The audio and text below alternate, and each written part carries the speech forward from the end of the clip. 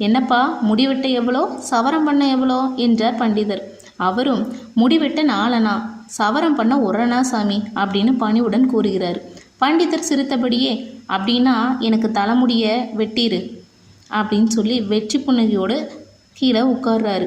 வயதில் பெரியவர் அப்படிங்கிறனால நாவிதர் அதை பெருசாக எடுத்துக்கல. வேலையை ஆரம்பிக்கிறார் நாவிதர். நாவிதர் கோவப்படுவார்னு எதிர்பார்த்திருந்த பண்டிதருக்கு கொஞ்சம் ஏமாற்றம்தான். அடுத்ததாக பண்டிதர் கேட்குறாரு, ஏனப்பா உன் வேலையோ முடி வெட்டுறது, உன் கைகளை தான் பயன்படுத்தி வெட்டுற, அப்புறம் எதுக்கு சம்மந்தம் இல்லாமல் உன்னை நாக்கோட சம்மந்தப்படுத்தி நாவிதன்னு சொல்கிறாங்க? இந்த கேள்வி நாவிதரை நோகடிக்குன்னு நம்பியிருக்காரு பண்டிதர்.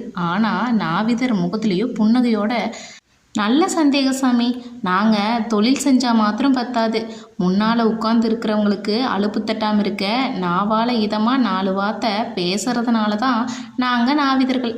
எங்கள் பேச்சை கேட்கறதுக்குன்னே எத்தனை பேர் எங்களை தேடி வராங்க தெரியுமா சாமி? இந்த அழகான பதிலை பண்டிதர் மேலும் கடுப்பேற்றியது. அடுத்த முயற்சியை துவங்குறாரு பண்டிதர். இது என்னப்பா கத்திரிக்கோள்னு சொல்கிறீங்க? கத்திரி மட்டும்தானே இருக்கு, கோல் எங்கே போச்சு? இந்த கேள்விக்கு பலமான சிரிப்பு மட்டும்தான் பதிலாக வந்துச்சு நாவிதர்கிட்ட இருந்து. சாமி ரொம்ப சிரிப்பாக பேசுகிறீங்க என்று சொல்லி நிறுத்தி கொண்டார் நாவிதர். இதிலும் பண்டிதருக்கு ஏமாற்றம்தான். அடுத்த கொஞ்சம் கடுமையாகவே ஆரம்பித்தார்.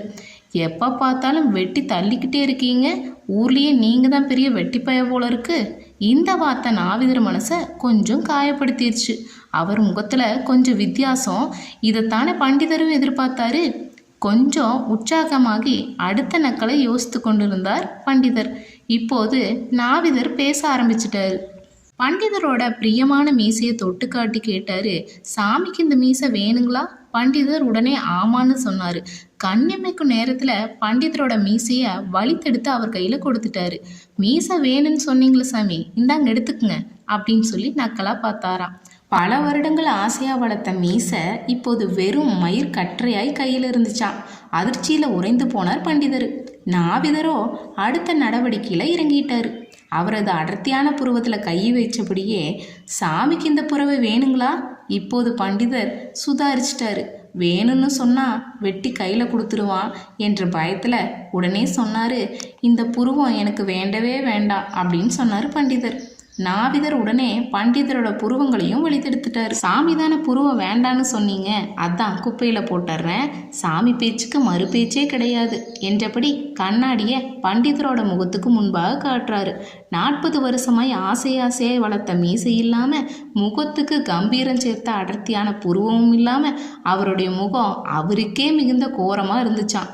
கண்கள் கலங்க குனிந்த தலை நிமிராமல் ஓரனாவை அவர் கையில் கொடுத்துட்டு விரக்தியில் தளர்ந்து போய் நடைய கட்டினார் பண்டிதர். நம்முடைய அறிவும் ஆற்றலும் திறமையும் அதிகாரமும் அந்தஸ்தும் பொருளும் மற்றவர்களுக்கு உதவுவதற்கே தவிர மட்டம் தட்ட இல்லை. இதை உணராதவர்கள் இப்படித்தான் அவமானப்பட நேரும். தலைக்கணம் நம் தலையிலத்தையும் மாற்றிவிடும்.